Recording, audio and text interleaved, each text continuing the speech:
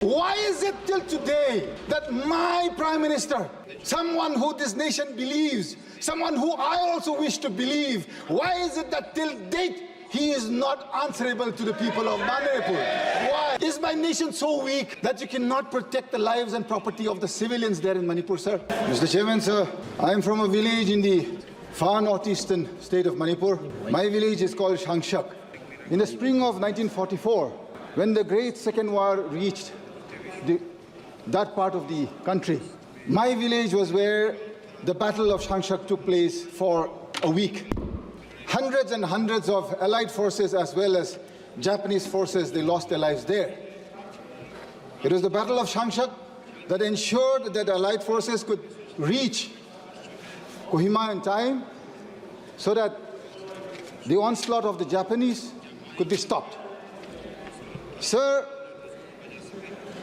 the nation was built 1950, as we all know, the Constitution was adopted, enacted. That part of the country, we never knew what was being discussed.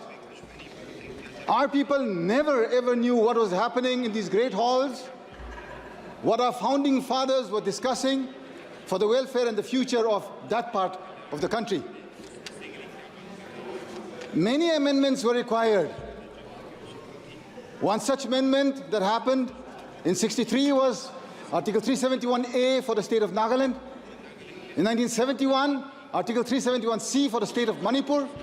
It was because at the time in 1949, when the Constituent Assembly discussed the Constitution, many parts of our nation were left out.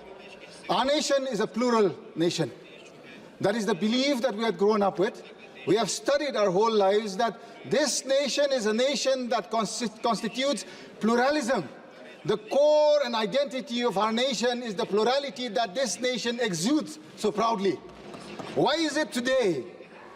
I have seen many eloquent speakers. I am grateful across both sides of this house. You have spoken on the Constitution. Where was the Constitution on the 4th of December 2021 when my armed forces, special forces of the 21 Special Force Paras, they killed 6 civilians who had gone to work in coal mines, coming back home to their families? Because you had cut down the budget for Narega, they did not have a source of income that they had to go and work in the coal mines on the way back. The best of our forces, the 21 SF, they mouthed down 6 unarmed civilians. Yet, in the aftermath of that, another 8 more civilians were killed in Nagaland, in Oting. What did this government do at that point in time? This country should hang its head in shame. Why? Because you, yes, to assuage the villagers of Oting, you nominated a very good friend of mine as the Rajya Sabha MP from Nagaland. Presently, she's the MP representing Nagaland, and her name is Pangon Konyak, a well-deserved lady from Oting. Is that enough for the families that have lost their lives to my armed forces? Did not this nation and this people and this house at least stand up in unison, condemning that? At least I expected our Raksha Mantri to have stood up and said that we owe responsibility to whatever wrong happens, and it is our own people that we have assassinated, and for that we mourn. Till date, that is missing. Are we not a part of this nation? I ask you, Speaker Sir. Mr. Chairman, 3rd of May, 2023, I need not remind this House or this nation what happened in my state of Manipur. What has been happening for the last 19 months? The last time I got to speak in this August House, I very clearly said, as a citizen of this nation and as a family that has contributed in building this nation, it is my right to ask for justice.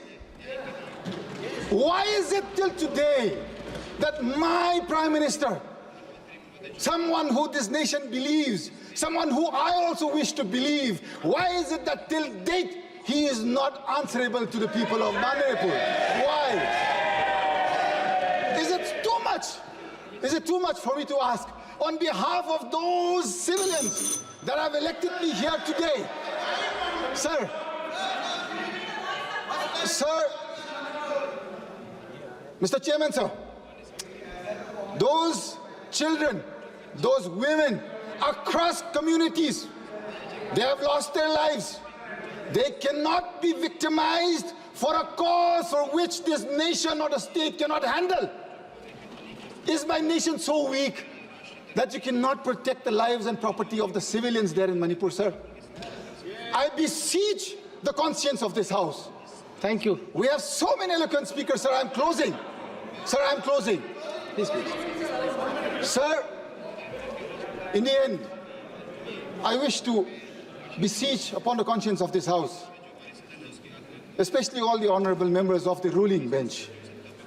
This is not a war against either party, be the treasury or the opposition. This is a war against humanity in this country. Please, wake up, speak to your people. All you have to do is see how difficult is it for our nation, which is growing and going to become the third largest economy. You talk only of economy, but when you are finished of people, what will that economy do when there are no people to use it? I ask the conscience of this House and the leadership of this nation, please today stand up, be with your brothers and sisters in Manipur, bring about justice and be accountable for all actions. Thank you, Speaker.